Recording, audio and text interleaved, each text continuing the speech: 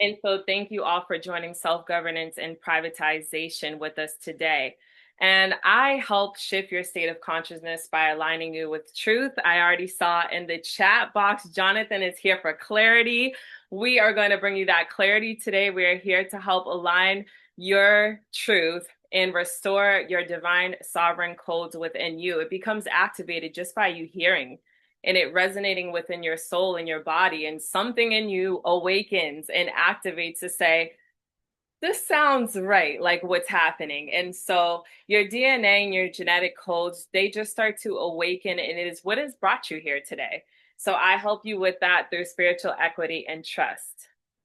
Hi, everyone. I am Minister Sam. I am a private being, natural born living soul. My soul's mission is to remind other souls that they have the power to create through life force energies of trust and knowingness using discernment. We forget these things.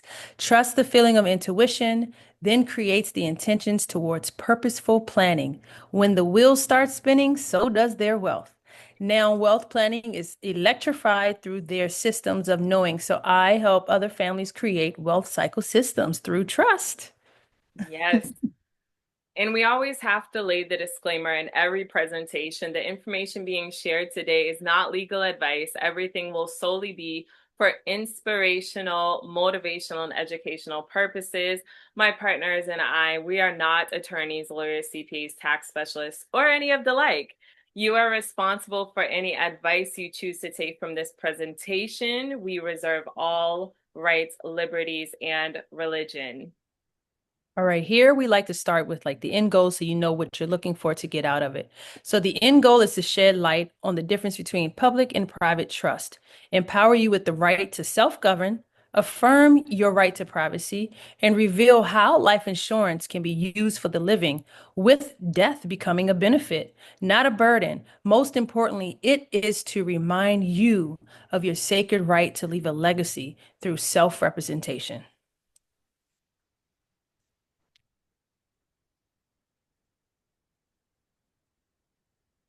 What is a trust?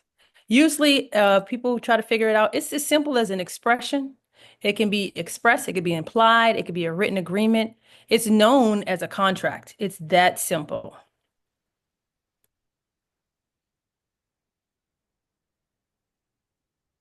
And so we're diving in just a bit. So we've already had a Foundations of Trust course. So we'll drop our YouTube channel in so that you can dive deeper, but we're also having that deep dive event. This course and masterclass is created with the intention to get your feet wet and for you to dive deeper with us because there's so much to unpack when it comes to learning about trust. And we want to educate you not in the way where it's just like here's a bunch of paperwork, which we've seen with many people, but we want to educate you so that you within yourself are able to pass this torch and baby on to generations to come. So we really like to educate and make sure that you're getting the history of this and so that it stays within you, because sometimes people think that trust is an external creation. It actually is an internal creation, and we bring it into our reality. So it's a physical manifestation of what's in you first. So we want to save all the questions to the end. It would be great if you use your notebook to write out all the questions you have, and we'll save that with after all the guest speakers and ourselves are done. So the birth of the trust was created with Unum Sanctum. It's the world's first express trust. I really want you to write that down. Unum Sanctum. People talk about trust, but they never talk about the history of trust. And Unum Sanctum is one of the most frightening documents, primarily because it was the Pope Boniface VIII, taking all the land, the bodies, and the souls and conveying us as real property in real estate and livestock into this trust. Now, what does that mean for us? Because some of us are like, okay, like, how does that apply to me in my life? Well, in every way, because religion came into this, which is colonial imprints upon our soul, Abrahamic and patriarchal imprints on our soul. And it has actually made us feel stuck in our way of moving forward and how we navigate life. And when you're aware of this, you know how to rise above within you and the power to begin standing in your ground. And that's what we really want you to begin to see. So make sure to write down in your notebook, unum sanctum, so you remember that for future reference. And so that's a little bit of history. So then we'll bring you into some people here that um, government could be a public trust. Well, here, public service is a public trust, and we will show you that in their actual code. So public service is more than a job, it's a sacred trust with the people. An agency represents the belief that those hired will uphold the Constitution and act in the public's best interest. Everything's about the public's interest. While the individuals may enter these roles with good intentions, the agency itself may serve a different agenda. The disconnection between human intention and institutional direction is where the breach in public trust begins. A name without a soul is what? A corporation. And a corporation cannot love, protect, or serve. Only people can.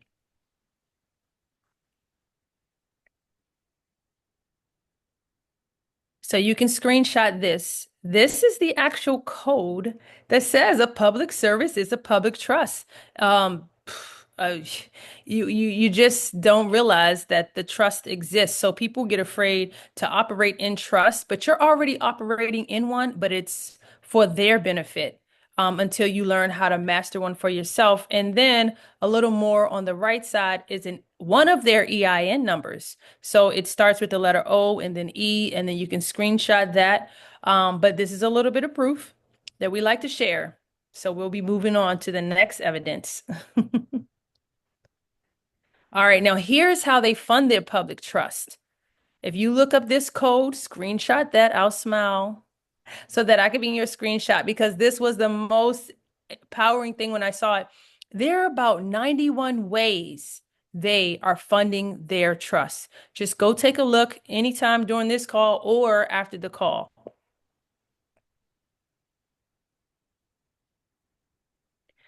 So we always try to work with clients and let them know fear does not equal trust. You have conscious and you have conscience. And I'm really specific about what I want to say, so I wrote it down. Being conscious is the state of being awake and alert, in case you weren't aware of that.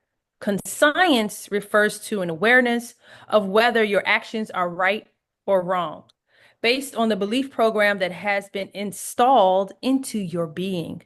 Living consciously simply means approaching all aspects of your life with more awareness and intentions, and trusts are created based on your intentions, not an attorney's intentions, your own intentions. So where does Cosmic School of Trust fit in between conscious and your conscience, with your beliefs and where you are aware?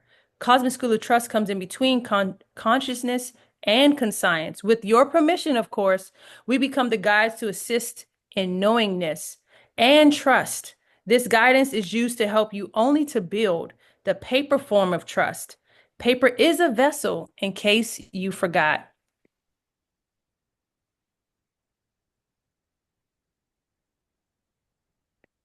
So we wanted to go over a little bit, just a couple of your rights people may not know or they forget. You have your natural right, you have your legal right, you have your constitutional right, you have your civil right. These are just a few. And then you screenshot this, of course. These are some of the meanings of them.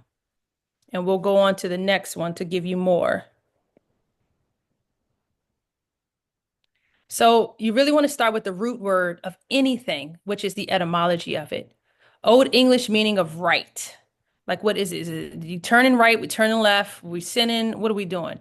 So the Old English meaning is just, good, fair, proper, and correct. The Latin meaning is straight, upright, proper, from regere to rule or guide. Over time, right evolved from meaning straight or correct to a moral or legal entitlement, something one is justified in doing, having, or expecting. I want to hit on this really quick. The definition of sin just means you missed the mark. So if you're not considered right, it's not bad. It's just you miss the mark from going straight. And that's where we come in to just try to guide you and cipher between all these beliefs that have been embedded into your programming.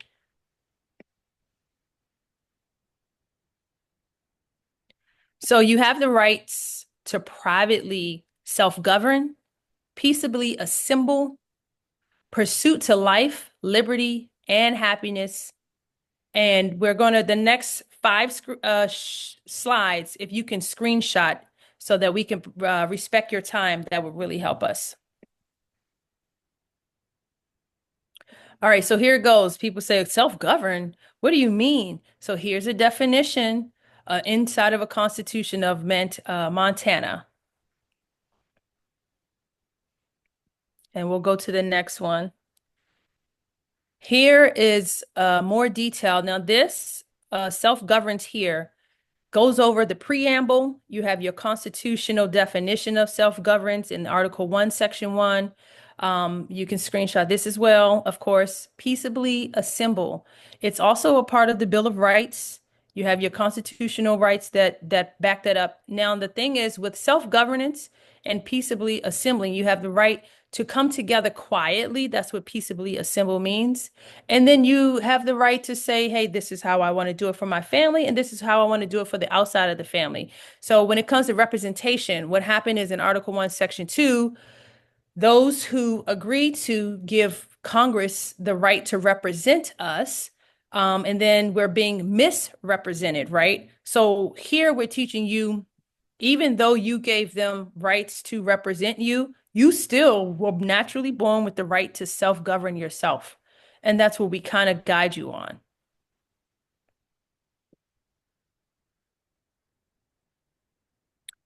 So, rights to privacy. The right to privacy is a constitutional and natural right recognized through multiple amendments and court decisions that protect individuals' freedom to make personal choices, keep their homes and data secure, and live without unnecessary government intrusion. I think we all agree that that's how we want to live. So, through trust, through the guidance of Cosmic School of Trust, this is what we do.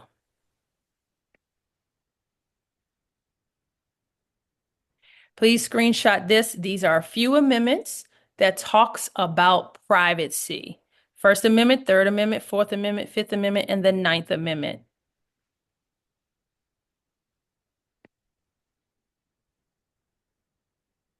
So our rights are our property. Everyone forgets that. Your signature is your property. You're just you came here you came here on a sole contract, and it's up to you to leave a mark. Through trust, we help you leave your mark the way you want to. So, just like all state says, you're in good hands, the state stands with open hands too, ready to receive whatever property you unknowingly abandon. It is time to make your claim.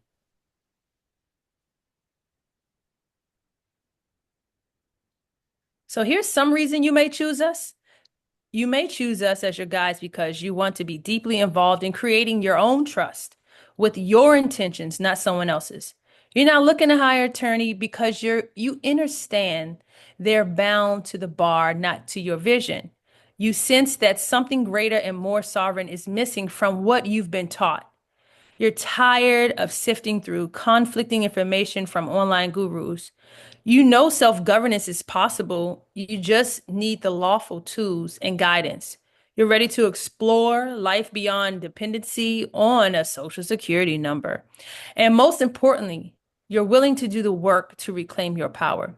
While attorneys can't guarantee trials outcomes, we offer something different. As legal researchers and trust architects, we guide you in creating a trust with clarity, purpose, and divine intent. The result, you may ask, a sacred, equitable vessel designed to protect your assets, honor your vision, and carry your legacy forward, just as you intended. You may not find legacy written in the Constitution, but you do have the natural, divine, and equitable right to shape lives on after you. Legacy isn't just a privilege, it's your sacred imprint on the world.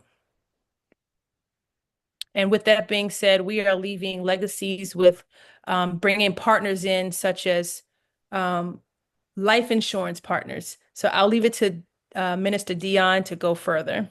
Yes. And so thank you, Minister Sam.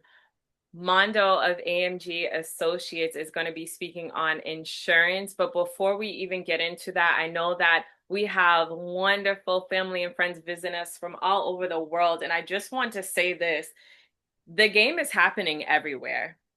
It's just a matter of you being aware of the game that's played in your jurisdiction. So we get the questions all the time, whether it be from people.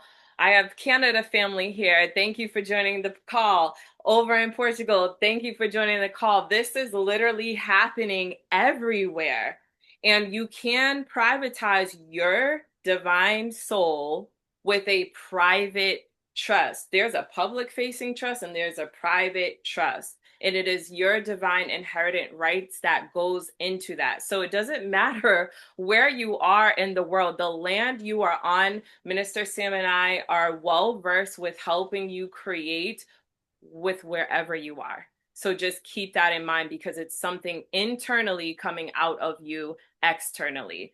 All right, so without further ado, if we can all welcome Mondo. He is going to be going over private banking and life insurance with us all. So I'm going to stop my screen share to switch over to I'm so glad you Mondo. stopped sharing the Welcome, screen. welcome, I'm so glad welcome. you stopped sharing that. Hey, I was over here, my flesh was crawling, girl. I was like, Too excited. So Mondo is here. So let's get to it. Thank you, Mondo. yeah, my pleasure, ladies and gentlemen. Wonderful meeting you all, seeing you all. Thank you. It's an honor to be here. I know we have a lot of great information that's been shared and will continue to be shared after me. So let's not waste any time. Let's dig right in. Let's dig right in. So, again, my name is Mondo Grimes. I'm the owner and founder of AMG and Associates. Been in the financial sector, man, going on 13 years now, over a decade. So, want to share some information, and I'm going to share my screen. We're going to talk about something in particular, private banking, right? Right. Oh, yeah. Private banking. So I'm going to share my screen here, excuse me, and we'll just get going. All right. Thumbs up. Everybody see my screen? We're good? Perfect. Perfect. All right. Yes. So here are a few things that we focus on heavily. Wealth accumulation, tax-free retirement, and get a fist bump for that one, right? Tax-free. And also private banking. We're going to focus heavily on that. All right. Now, I will say before we dig in, I'm going to keep it high level. Right now, there's going to be a lot of questions I know that we're going to ask in the Q&A and all that fun stuff. We'll keep it high level. However, at a later date, if you have more questions, you can defer to the ladies or they can guide you to me, and we'll dig in much deeper, go down the rabbit hole, if you will. All right. So here are some of the problems that that we're seeing with a lot of people in their finances. People are having minimal control over their finances, if any at all. Liquidity, fixed income in their golden years, financial uncertainty year to year, heavy tax obligations, and the like, blah blah blah blah blah. Probate and different things. We are in a position to where we're like, all right, let's talk about if there was something available that could free you up, operate privately, not have to go through all the red tape and loopholes to access funds, to accumulate cash and all those things. What if there was something that gave you these tools right here? Liquidity that was safe and reliable and consistent, uninterrupted principal. Let me go back up. Protected from the government and Wall Street. Expected rate of returns. Excuse me. Tax advantage, tax-free growth, tax-free loan access, and another fist bump right there. Okay. And also legacy protection. Okay. What if there was something like that? What if there was something that could hedge against inflation? Maybe build a tax-free retirement, enjoy much better returns on your money than a bank. Because savings accounts are really lighting it up these days. Just kidding. No, they're not. No, they're not. Okay. Maybe you could use it for income replacement if needed and do private banking. What if there was something like that? Now, this is the thing. I'm gonna really go there on this because I'll say this and people will look at me with this smirk like, yeah, right, Mondo. That's cool. Great pitch, but there's nothing that provides all these things you're talking about. Not true. So my encouragement as I continue is to have an open mind. This is a paradigm shift for a lot of people. Not everyone. There's a sector of individuals in America that are leveraging what I'm about to show you at a very high level. Okay. So open your mind. Any sort of programming you've had before, I encourage you to throw it in the trash and be open-minded on this. Okay. All right. First, we have to understand the distinction between these two things, accounts and contracts. Okay. Now you can read this, but I'm gonna really just kind of freestyle here. I'll talk about this a lot. Accounts are governed by the government, period. If you go to the bank, it says insured by who? Minister Dion, you can rock with me on this. You go Yeah. to the bank, it says, FDIC. yeah, FDIC. Yep. That is a division of what? As my grandfather would say, the government. Okay. All right, the government. So, with that said, accounts, that's an account, a bank account, a savings account, a checking account, a brokerage account, a mutual fund, anything that's in the market is governed by some sort of a government entity. Okay. Now, I'm not saying they're bad, but I am saying they are governed. I am saying that there may be a better way. Okay. So, an account, think of it like this versus a contract. Let's say there's a big old house, mansion. Okay. That's that is the government and the entities, FDIC and all that. And they have a lot of rooms, and you're going to rent a room. That room right there, room A, that's yours. That's your account in their house. You have a room in their house. For instance, Minister Dion, when's the last time you went to the bank and opened up an account and you were actually a part of the negotiations on how your savings account was going to be structured? Like never. Never. That doesn't happen Nope. because it's a template. It's a house that's already built, and they're saying, "Hey, if you want to live in this house, we got a room right there. Go in there." Now, by the way, this room is in this house, and we have governance you need to abide by if you want to be in here. Yep. That's an account. Well, what's a contract? The contract is, remember that house we talked about? That's the government's house. The contract turns it into the house being your house and all the rooms in it. That's a visual mental picture of the difference between the two. Ownership versus renting.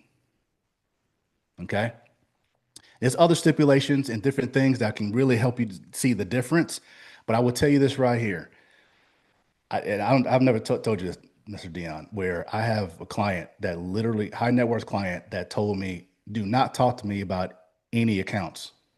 He Mm. put his finger in the camera. Okay. Contracts only. Yeah. Gotcha. And I knew exactly what he meant. Yeah. Okay. Now, his reasoning is for protection, control. Okay. Yeah. He's got his reasons. Okay. Sounds like something that we're all here interested in, right? Does Yeah. that kind of ring? Okay, there we go. So that's the thing that people love about life insurance, because life insurance are the contracts, they're not accounts. It's a contract between you and the carrier. They have a very, I would say, a loose template, if you will. And that contract is a negotiation between you and them. Now, me as or someone like me, we're the kind of the middleman to help you, like a lawyer, if you will, but it's kind of a bad example. But the middleman, the fiduciary, if you will, to help you discern what this contract is and your options and flexibility. So, hey, you know what, Mr. Dion, you can do this. Would you like to do that? So you're actually a part of the building of the contract. Right. Okay. Life insurance contracts and annuities. And there's other contracts, but those are the two that we specialize in. Okay. So what does that do? It creates these resources that I'm going to talk about in this little illustration. I'm very visual. Okay. Very visual. So if you look at the Swiss Army knife of wealth is what we call it. This is an index universal life policy. Anything you've seen anywhere else, forget what you heard. Because I will guarantee you right now, if you heard it and you heard something negative, it came from someone and that really did not know what they were doing. Yeah, I said it. I'm sorry, ladies. I'm sorry. Let me get off my soapbox. Okay. So Here, we got a couple of resources. Now, I want you to envision yourself and your family and hypothetically or possibly utilizing some of these strategies, and I'm gonna talk to you about it. First one is personal financing. What does that mean? That basically means instead of going to the bank, you're going to your policy, which is the bank of you, your bank, and you're doing all your financial business with your policy versus going to the bank and asking permission to borrow their money.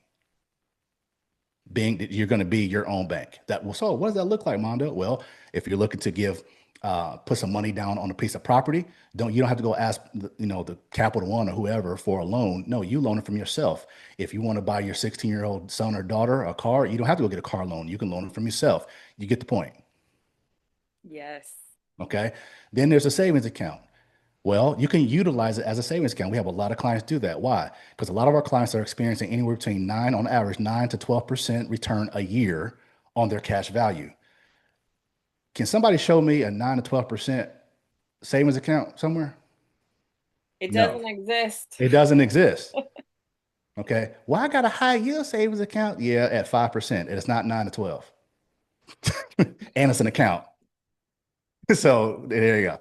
All right. Then we have project funding. Here's a fun one for your entrepreneurial, individuals who are maybe in real estate or different things or whatever you're trying to do. You can actually design the policy with us. We'll do it for you, show you how to do it, where you can have a design where you can extract money immediately, fund it the right way, design the right way, fund it, and then pull it to go buy a cash flow asset or put money on an investment. And you didn't have to go to the bank and ask them for permission. Okay. You can also obviously use it for legacy. That's a common practice, the death benefit. We know that, but that keeps your trust going. Because I know people hear that and they're like, oh, that's dark. Well, it's real though. Because we're going to leave a legacy whether you want to or not. You're going to Yep. leave one. Like, you're going to leave one. The question is, what kind? So we're going to leave a great one because you've got your trust. And you realize that when your trust takes a policy out on you and your trustees and the beneficiaries and everybody in your family, every time someone transitions, the trust makes money from the death benefit. So it keeps it going for generations upon generations. You've got retirement funding. They can be designed to be a supplemental tax-free income. It can be designed to be your main income. Why would somebody want that? Well, if you're an entrepreneur and you don't have, any sort of retirement plan from an employer or whatever, this and that and the other, you need to figure something out. That's a strategy. Okay. Income replacement has kind of had two meanings. Number one, income replacement. If you pass, you're gone and you have a spouse or a significant other, that this insurance policy will cover the income that is now lost. Okay. The second definition is you can use this as your own unemployment fund. If you get laid off or in between jobs or something crazy happens, you don't have to go ask who for money. You can ask you for money to keep the lights on until you transition into your next, income generating position. Okay. Then there's the true ownership. This is the contract part we talked about. Isn't it good just to know you own it? There's something cool about that. Yes. Okay. And here's a fun one, private lending. This is fun. I have a lady who's a client in Houston. She is killing the game on this. She is leveraging her policy, extracting funds to lend to people who have a need, people she knows, loves, and trusts. Now, not just anybody now, like, someone that she knows, love, and trusts. She had a contract drawn up. She'll loan them a little 5K, 10K. She doesn't do huge loans, anywhere between 5 to 15. She'll loan it out. She charges a heavy interest, but these are people who are in a spot and they don't care about interest. They just need the cash. And she is racking it in, utilizing her IUL to loan out the cash value in pieces, charge a heavy interest, and then put the money back into policy and do it all over again. Rinse and repeat. Okay. So a lot of fun strategies. These are the most common ones. There's a few more, but these are the most common ones. Okay. So put yourself on this, tool, if you will, and say, man, I like that. I like that. So when we do talk, you can say, you know what, that project funding looks interesting. Talk to me about that, or that personal financing, or et cetera, whatever one, maybe all of them. But that way you have some sort of idea of how this tool could be leveraged for you and your family. Okay. This is not a hack, everybody. Just going to tell you right now. I think the ladies set it up properly. Y'all set me up good on this because I saw which is the codes and stuff. Yeah, Yes. y'all set me up good on this. Okay. So here's a little education. I think you guys have pens and pads out. We're gonna keep writing. It's not a hack. My man up here, he's got a face like, no, this is not. And I put this on here because I was getting this a lot, ladies. I was getting people unmuting themselves and saying, this has got to be a hack. Wow. Woo, okay. Thanks for waiting for Q&A. So, but but here's the deal. This is not a hack. What it is, I know something. My team, we know something, and we know where it is called the IRS codes, and we're pointing to it, saying, "Hey guys, look there. You want to leverage what they wrote? I didn't write it. They wrote it, and it's these codes. You can Google it, look it up, study it, but it's phenomenal. IRS code 72E, 7702, and code 101A, and there's 3 tax citations, TAMRA, TEFRA, and DEFRA. On a personal call, we'll get into the weeds of that. Okay. But these are the codes and citations that allow this vehicle to be leveraged in all those ways I just showed you right there. Okay. And people have been doing it for years. Now, a lot of you might not know this, but if you've ever been to Disneyland or Disney World, Disneyland was actually built from the cash value of an insurance policy. Look it up. The Disney brothers literally ran out of money after they bought the land in Anaheim. And their last resort was to pull the money out of the insurance policy to build the park. Okay. That's just one example. All right. So if we're going to talk about private banking, how do banks operate? All right. And we're going to move through this, and I'll cover this again on your personal. So this is us over here, getting our money. It's typical how it works. We get our money, we put it in the bank, take it out, go shopping, boom, our needs, bills, this and that's this vicious little cycle, right, guys? We all know that. All right. But here's what's happening behind the scenes, though. The bank, whoever you bank with, is taking anywhere between 65 to 70% of their reserves and putting that money into life insurance. So let's say for every dollar you put in the bank, they're putting 70 cents in buying life insurance with it. Well, wait a minute. Life insurance on who? On their employees. Because it is legal. It's called insurable interest. You can buy insurance policy on family members and also in an employer-employee relationship. How many of y'all have had jobs where they offer benefits and they offer health insurance, life insurance, because they're allowed to do it? Banks, what they do is they buy IULs, these types of policies, because the owner of the policy, now the insured, let's say, Mr. Dion, you worked at, ABC Bank. Okay. It was you. And you're like, oh man, I got my benefits. And if I die, my family's got money. I got a good paying job. Great. You're cool. Now, you don't own the policy. You're just the insured. So the only way you and your family benefits, really not you, the only way your family benefits is when you die. Yep. But while you're living, the owner of the policy with this bank-owned life insurance, BOLI, they, as the owner, are enjoying all this down here. 5 to 6 times return on your money and all the living benefits from the policy because they own it. Yep. And then they use that money that they've gained for partnerships, big building, salaries, and they also use it to create credit card loans at a 24% interest, business loans at 10 to 20% interest, and mortgage loans anywhere between 3 to 10, depending on your situation. And they turn around, create all this, and sell these products right back to the person that got the party started in the first place. That's banking 101. Okay. You ever gone downtown and saw, a big old bank or a stadium with a bank name on it? Yep. How do you think they got that? Right. BOLI. Their cash reserves. Well, they don't have that much money in insurance money, Mondo. There's no way. Really? That's with a B, not an M. And that is life insurance assets on the books July 30th of 23. That's how much they have in just life insurance. We're not talking about all the other products. Okay. And this is public. This was reported because they were confronted. These banks were confronted by the government, and they had to report these numbers. All right. So if they're doing it, okay, what does that mean for me though? Like you might hear this like, okay, cool, great info, awesome. What about me? If they're doing it, you can do it utilizing the same tool they're using here. So here's us again. Instead of putting all of our money in here, now you're going to use a bank for like your groceries and stuff like that. I get all that. I'm talking about building wealth, your savings, your investment money, your flipping money, that stuff. Okay. And as much as you can, put over into a life insurance policy, whether it be on you, a family member, a child, a husband, doesn't matter. We can figure that out. So that way you can enjoy the accumulated value in under the compounding growth. You can enjoy the tax-free living benefits. You can leverage it for so many reasons on that and tools on that Swiss Army knife. You have income replacement if you need, and you can do your private banking. This frees you up from having to go to the bank and apply and crossing all your fingers and toes, hoping that you can get approved.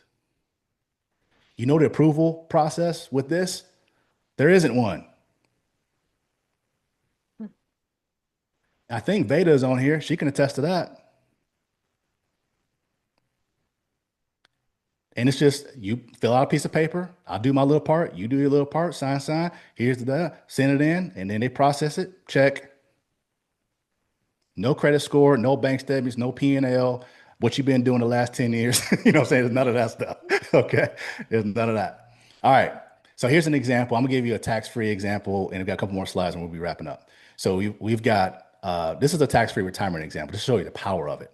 So if you're 35 years old, okay, and you're gonna put 15,000 in a year, just a year, okay, for 30 years, 35 to 65, and you start receiving distributions at 65 in retirement. If I put you in North American Builder Plus IUL4, if I put you in this, and I always suggest people start pulling, take distributions to your 100, this person is going to be receiving $132,000 a year tax-free money down to the dime. Okay. We're like, yeah, right, Mondo. Okay. Let me show you. I'm going to zoom in. This is a young lady. She's 38. Actually, no, she's older now because this is like 3 years old. So anyway, she's about three years older. All right. So by the time she was 38, she's putting in $1,000 a month. We're not even doing 15,000 a year. She's putting 12,000 a year. Okay. Now here's the death benefit she's starting with. This is on a 6.5% end of year crediting. Okay. She's going to get credited 6.5. And this is a very conservative number because we're not allowed to show higher than 7. That's a Department of Insurance rule. So we have to stay below 7. She starts at 552 and her death benefit is increasing, as you can see. Okay. We design it that way. That's intentional. All right. Now I want you to check this out. She's only putting in money for 20 years. That's it. She's done. 57 is her last year. She's done. Okay. Now I want you to check. She put 240 in. Her account value, go down, is at 408 because of the interest, the crediting. Now at 66, because she said, hey, I want to supplement my income. It might be my main. It depends on what's going on with my job. I don't really trust with the environment, what's going on. So can I just have an option for retirement? Absolutely. So we designed it to where at 66, she'll start receiving, you'll see, withdrawals, $100,000 a year, 66, 67, 68, all the way down to 81 years old, free and clear, tax-free, $100,000 a year. So if you look at, see, there's 240 still there, what she put in.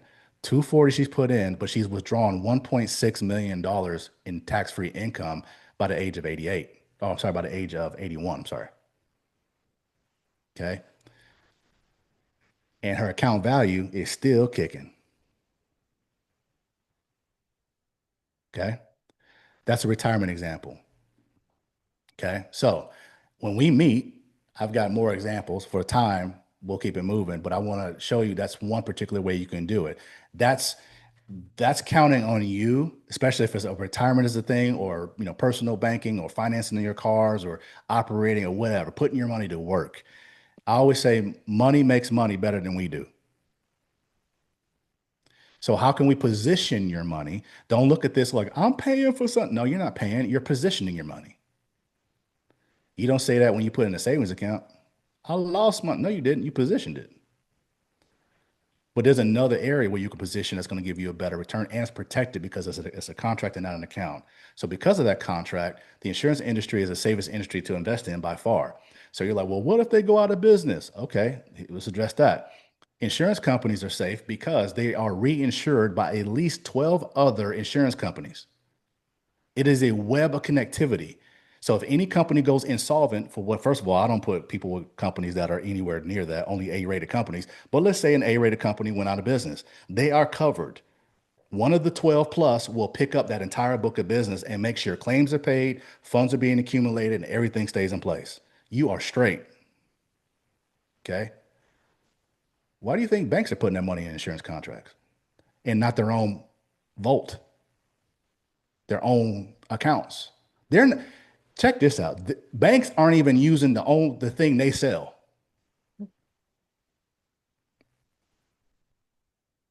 Okay.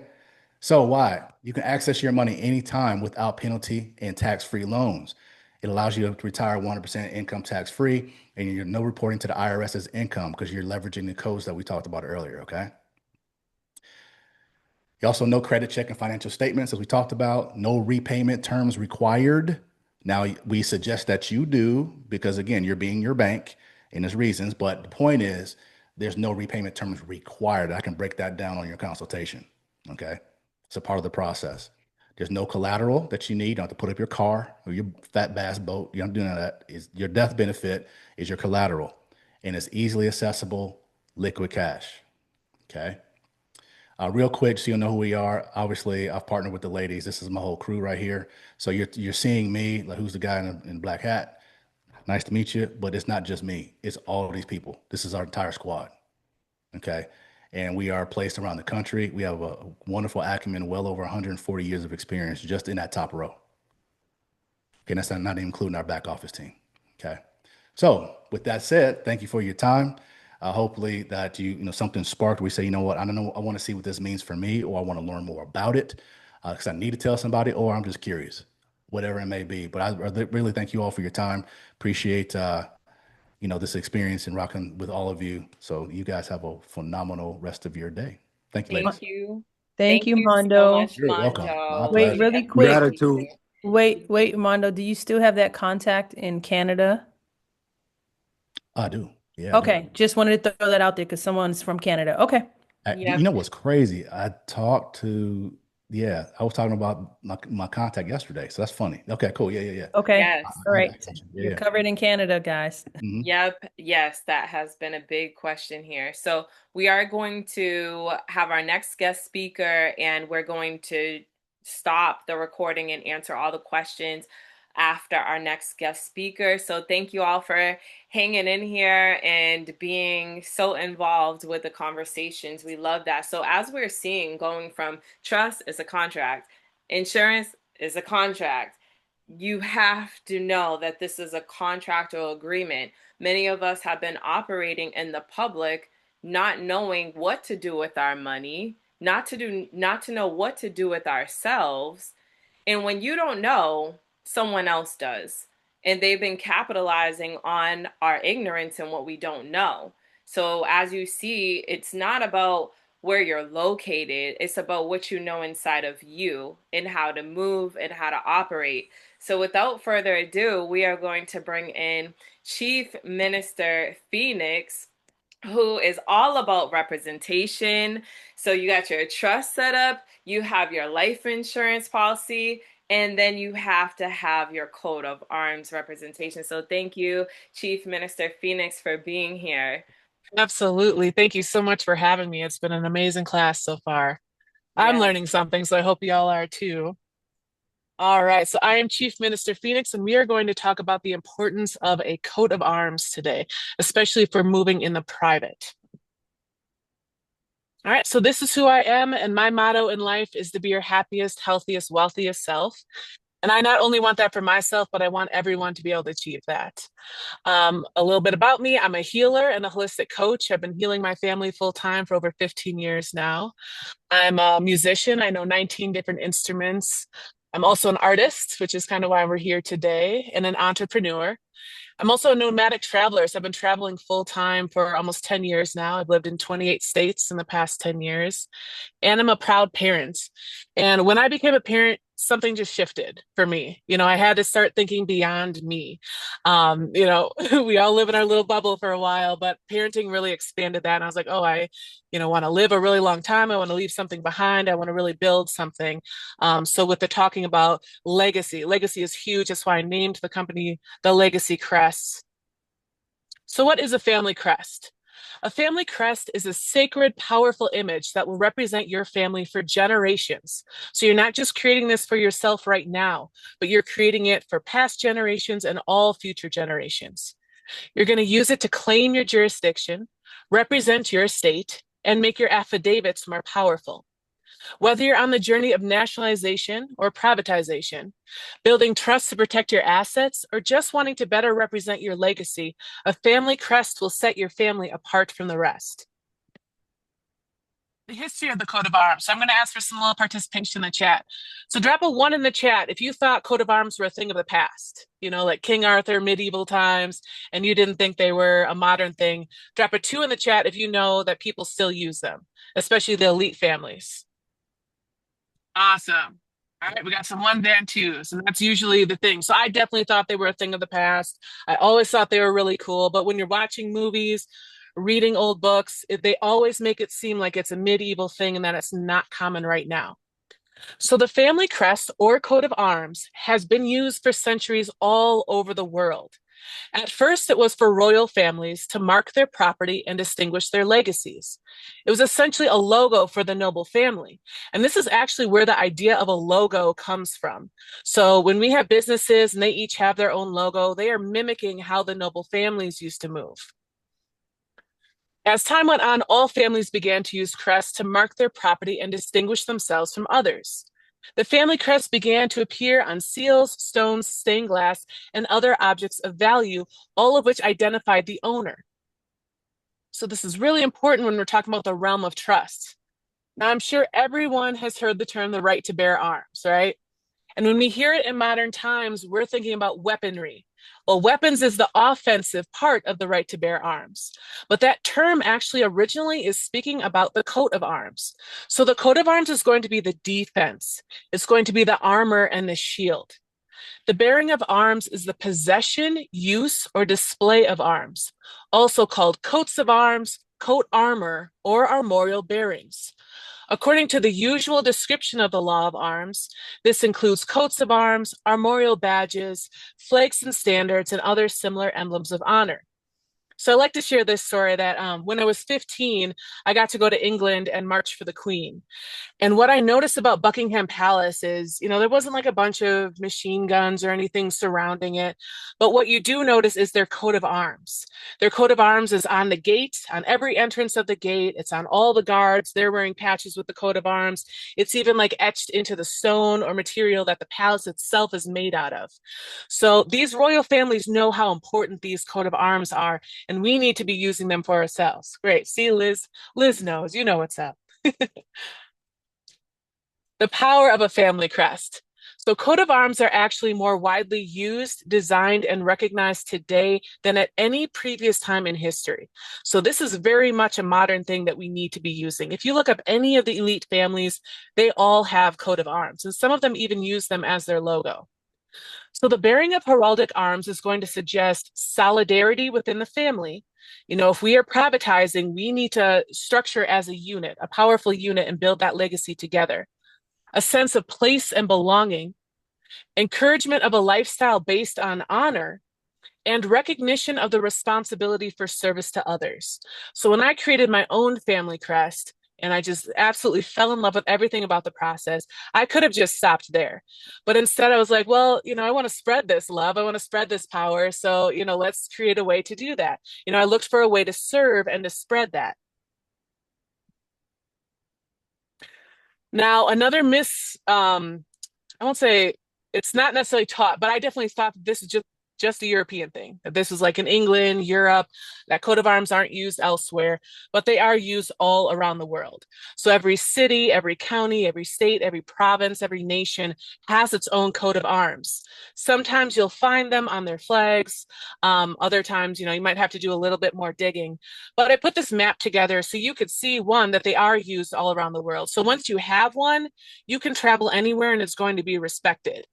But two, I like for you, if you're going to plan your own family crest, your own ministry seal, trust seal, get some ideas from these. Like, look at how unique all of them are. They're all using different colors, different animals, different symbols, different shapes, even. And here in Africa and Asia, we see a lot of the crescent and star, which is the sign of the Moors, and you see it all over the place. But all the symbols that are using them are unique to each other. So even if you're using common symbols, a lot of people kind of stress about, well, how do I make mine unique compared to everyone else's? So even if you're using a common symbol like a yin yang or a tree of life or something like that, there's still ways to make the design as a whole look unique to your family because they're telling a story. All these designs, the colors have meaning, the symbols, the animals, it's telling the story of your family or, your nation. So it definitely should be unique to everyone else's without you even really having to try. All right, so how can I use a coat of arms? Well, the number one reason they were created was to distinguish your family from others. So if we take the last name Smith, for instance, there's probably thousands of people with that last name. So one way that you could distinguish your Smith family from the Smith family that lives over in Baltimore would be for your family to have a distinct coat of arms. So one piece of misinformation that's put out there is that you can just go to some of these websites, look up the generic Smith family crest and start using that. And that's actually highly fraudulent to do. You have to go through a really tedious process to get the rights to use those coat of arms. So what I recommend is if you do find an old one that you love, we can pull elements from it and create a modern version of it, or just start from scratch and tell the story of your family as they're showing up right now. Then we're going to mark property and jurisdiction. So if we are moving in a private and we don't want to be in anyone else's jurisdiction, so let's picture ourselves as a ship on the ocean or at dry dock. We have no flags. We stripped off all these different jurisdictions, so we're just hanging there bare. We're leaving ourselves vulnerable for someone else to come put their flag back up. So we have to hang our own flags. We have to have a family crest. If you're a minister, you have to have a ministry seal. These are really, really important things. It would be like having a business without a logo. No one's going to take you seriously. It's just one of those things that you absolutely have to have, but it's more than that. If we have the right to bear arms, really think about that. If there's a right protecting our ability to have these coat of arms, that should tell you how important these are when it comes to your defense. So hanging flags on your property. What else do we do? Well, the next step would be placing on legal documents as your official seal. So using embossers, using stamps, we can make our own official documents just as the government entities are creating their official documents.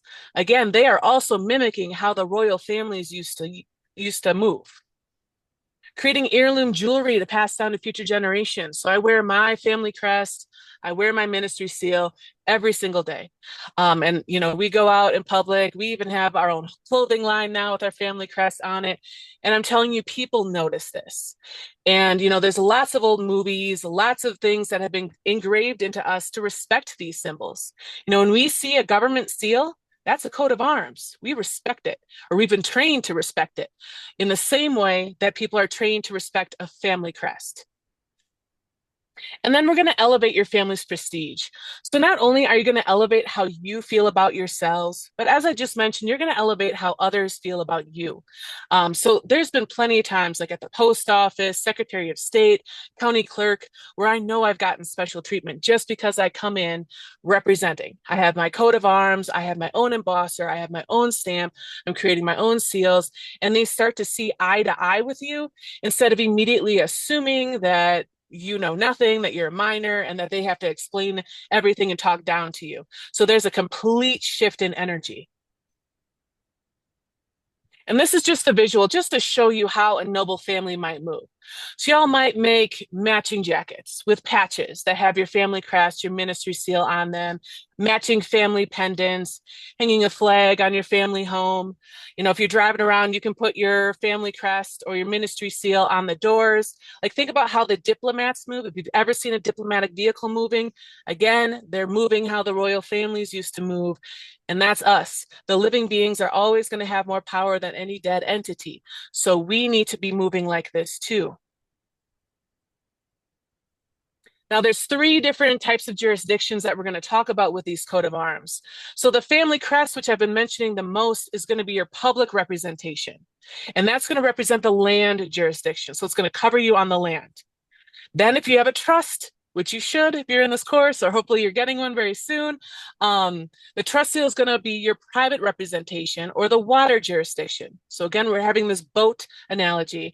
And then the ministry seal is going to be your spiritual representation, which will be the air jurisdiction. So I highly recommend that every single family, if you are moving in the private, that you have one of each of these seals so you are protected in all 3 jurisdictions. You not only want the design, but you want embossers and stamps for these designs as well, so you can actually put them to use. So now I want to ask another question. What makes a document authentic, official, or certified? When you go somewhere and you get a certified document or an authentic document, what's on it that makes it authentic, that makes it certified? Drop some things in the chat if you can think of anything. If you go to the county clerk and you get a certified document, what do they do to it to make it certified? Yes. Seal. And a notary, yep. What does the notary do? A notary has their own seal, right? They might have a stamp or an embosser. Absolutely correct. So once we have these things, yes, they have their crest, signature, all of these things are correct. So once you have these things, you can start making your own official certificates. Sorry, I'm getting tongue-tied. Official seals, your certificates, all of that. Everything that comes from you should look authentic. So we're using our embossers, we're using our stamps. We're creating our own watermarks on documents. So right here in this image, we have a wax seal. Now this is really old school, right? So noble families adopted the practice of using wax seals for official documents and correspondence. The use of wax seals was not only practical, but also symbolic, representing the authority and authenticity of the sender. So these are all about proving who you are, coming in your stance, knowing who you are. An embosser. So this is the actual embosser, and it has the 2 plates that pinch together and raise your design. An embosser adds a professional touch to documents, enhancing their authenticity by acting as a unique signature and providing a security feature to prevent forgery. So most of the problems that people are having with their contracts and with all these different accounts and things is forgery. On the back end, they're doing whatever they want with those contracts. But if you come correct, you come, and every time you sign your name, you also emboss that document or you stamp that document just as they would. I'm telling you, it changes the game. It completely changes the game. I cannot stress that enough. And this is just a little example. I won't go into too much detail here because of time, but this is an example of how you would do your own official documentation. So you would put something up on top as the letterhead, your coat of arms, family crest, ministry seal. You would stamp it in one corner and you would put an embossed sticker in the other corner. And what you're doing is you're creating a pyramid of jurisdiction there. And then, so this would be the cover page or the front page. Any other pages, I would put a watermark on. So you're just going to enlarge the image, lower the transparency or opacity down to 10 to 15% and put it on all those pages. Then if you're sending something off, put a seal on it. If you don't have a wax seal, you can also put an embossed seal on it. So I just recently sent for some land patents from the Bureau of Land Management, and I was told it usually takes 6 weeks at least to get those back. So I sent them off and I was just thinking, you know, it'd be a couple months till I get it. The next time I go to my mailbox, they're there. What did I do? I did it like this. I had my embossed seal sticker on there, a wax seal, and I just used their regular order page, didn't pay anything extra for expedited. But I know that when they saw that on the envelope, I immediately went into a separate stack. So I got the green slip, they signed it on the 26th, and they mailed it to me on the 27th. So I'm telling you, you don't even have to ask for special treatment. They're going to start treating you the way we're meant to be treated if we come properly. And then I'm just going to show you a couple designs. I won't go into any details on these. This is my own family crest, the one that started this business. And I just want to give you some ideas on what you can do with your own. So for me, it was me and my offspring that created this. The phoenix represents me. The winged unicorn represents my offspring. We have our family name on here and our established date, which I chose to use the Islamic calendar for that instead of the Gregorian calendar. But we can go into detail on all those little particulars if y'all book a consultation later on. And just to show you some other samples, so these are other family crests, just so you can see how creative you can actually get with these. And these are all my designs. You do get full copyrights. I have permission from each of these clients to show their family crest. So if you don't want it shared by me afterwards, I won't ever share it again. But I do love that clients share them so other people can kind of see what I can do and what we can do together. Another page of family crests. So these up on top are more Egyptian or Kemetic in style.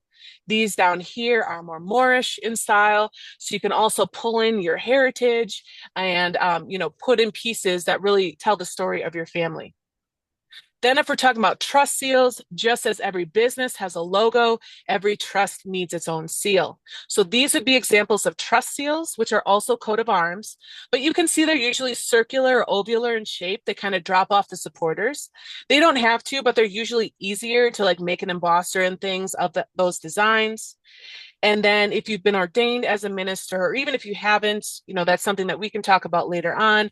But these are ministry seals. So again, circular or ovular, they usually have the shield on there and some different symbols on them. So beautiful ways that you can really tell the story of what your ministry is doing.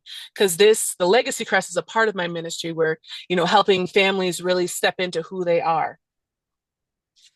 And then I'm telling you, once you have your own family crest, you're going to want to put it on everything. So this is how my family and I move.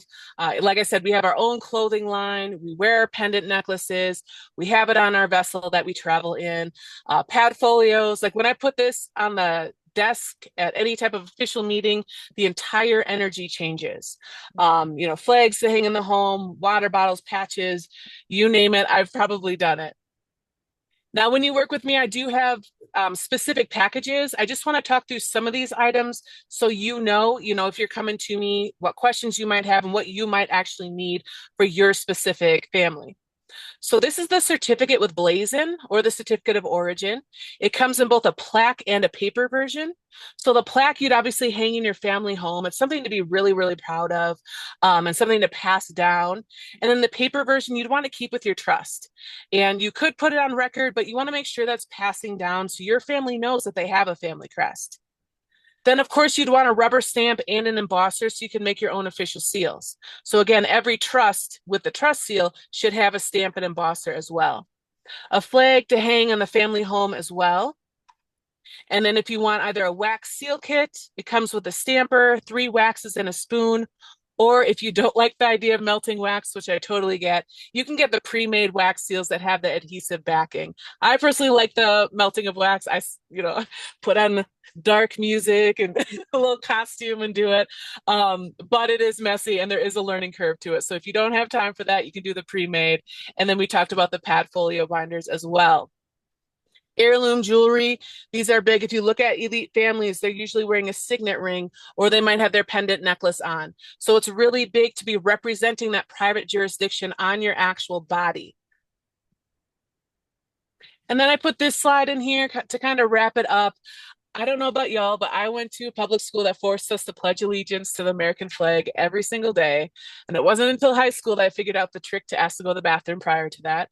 But even that tradition comes from families pledging allegiance to their own family crest. So the ways that these nations are moving, they're really mimicking how certain families used to move. And we have the right to move like that. And we need to start moving like that again. And then here's my contact information, but we'll also get into that at the end. So hopefully that helps you see the importance of a coat of arms, especially when we're talking about moving in the private, building legacy. This is a really, really important piece that I don't think enough people are talking about.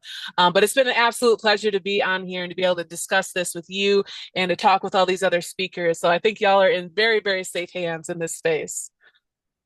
Yes, thank you so much, Chief Minister Phoenix. Oh my Of gosh. course. Yes, That's for everybody. That's for everybody. That is just beautiful. it is Thank you. so, so beautiful. It excites me every time in my soul. So can you please all just give a special thanks to Chief Minister Phoenix? We are going to continue on. I'm going to stop the recording so we can open up for questions. And once we do that, I know, I'm sorry, Mondo, I'm bringing your face back on here. Don't worry, I'm going quickly to the next slide. We're going to get ready to open up for questions and go over the benefits and types of trust. So thank you again, Minister Phoenix and Mondo. So everybody hang tight because we'll open up for questions for everyone. Can everybody see the screen on the types of trust here? It's looking good. All right, Yep. great. I'm going to go ahead and go through this and then we'll stop the recording. So benefits of a trust, benefits of a business trust, benefits of private family foundation. If you need to go ahead and screenshot that, you can. Obviously, our goal is to help you privatize more. We've seen with everybody who spoke today, it's ways of showing up in the public more privately. And the way that we have been, I will say, so to speak, put in positions where we feel inferior is just because people have been trained in their positions. So we are showing you how to show up trained in your position. And it's just a matter of standing confident in who you are. So we have the family trust, business trust, private family foundation. These are vehicles and ways to move your money. We always recommend starting with the family trust. If you have a business, this is a way to separate it from your family affairs. Your bulletproof trust. This is what we hear, and I had to use it this way. You're the one that makes the trust bulletproof.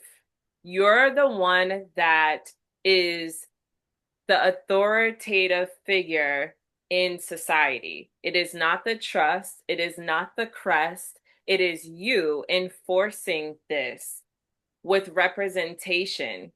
So just remember that as you are working through your creation. So all of our trust package includes the following: Schedule A, Schedule B, draft the minutes, trust affirmation, which is your intentions going into it, certificate of trust, last will and testament, deed of reconveyance. Those are for the family trust only. Special meeting minutes, indenture and declaration, beneficial certificates of shares, introductory letter for the bank, hold harmless indemnity agreement, draft intentions, and letter from the grantor. That's all in one. We have courses because we want you to feel confident. We have met with so many people that maybe you've or have, if you're listening to this, you invested in a trust package with someone else and you're standing there with the paperwork. It's almost like you adopted a baby and you didn't know anything about that baby. We want to make sure that you have the inward connection with your creation. So we bring you through a structure, and thank you, Justice. We appreciate all of the love in the chat box. We want to bring you through courses so that you can fully stand your ground and be aware and know how to operate in your role. And so we've included the history, we've included our wonderful spiritual soul essence in what we do. And that's what really separates us from other people who teach about trust. What makes us unique is we've included the cosmic, divine, your ancestral energy. When you come to us, your ancestors have already connected in our ears and they are loud. And Minister Sam and I are trying to calm it down in a most beautiful way so that our guidance calls are not just spiritual transformational healing sessions, though 90% of the time that is what it turns to be, because this is your DNA being activated within what we teach, within what we do, because we want to see you healed, because we want to see you evolve, because we care about the well-being of your family, not just passing down assets. And we make that clear. You are your greatest asset. So we have these guidance calls where we help you establish the ways to privatize, and we give you an overview of your draft. This is not just a template you're getting. You're also getting your third call, which we send thumb drive to you. So your trust draft is with you. Your intentions are going in. You're the one in control. So we want to get into your questions. Give us a 111 if you're excited to get all your questions out that you've been holding all of this time. Give us a 111 in the chat box, and I'm going to go ahead and stop the